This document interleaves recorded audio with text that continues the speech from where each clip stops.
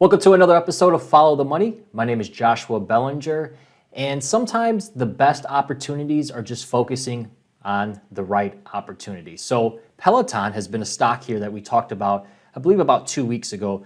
We talked about the activity that was happening with sellers of puts, and I had mentioned that typically at that price level, when you are around the 90 level, you go to 100. Well, right now we're at 111, and what we're seeing is that there's more bullish activity that looks to pan out, that targeting $120 per share within the next couple weeks. So let's take a look here at the activity.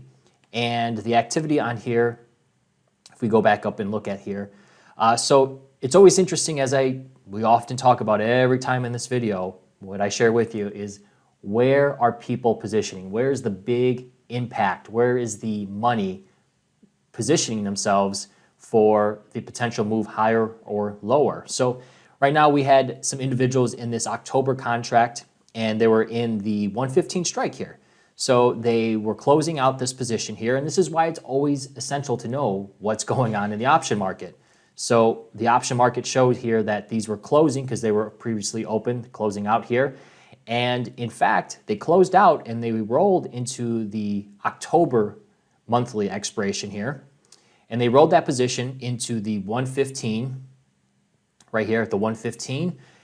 Instead of just rolling it naked, what they were doing here is they closed that position out, then they rolled it into the 115, and they sold the 120 to create a spread. So if we just did this right here, we did a vertical here.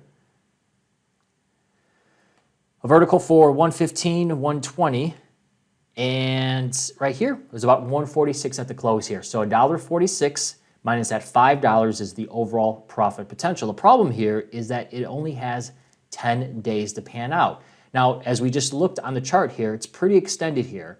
One thing to look at is this white line here, and that white line is a moving average. It's the 10. And you could look here to have a pullback to that moving average here, just a bit of a pullback, a shakeout. And what I would be looking to do is possibly put on a position. Now, it's pretty extended here, and this is just following where some of the activity has been going on and looking at.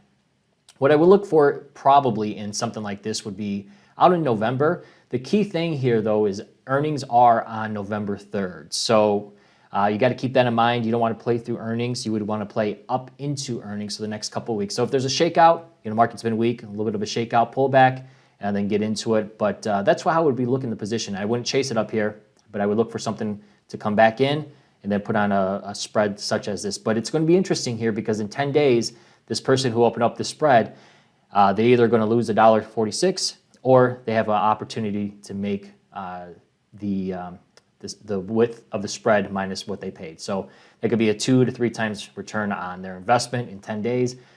And it's pretty extended. Who knows what's going to happen here, but the back at home trade could possibly be on. So keep an eye on this one.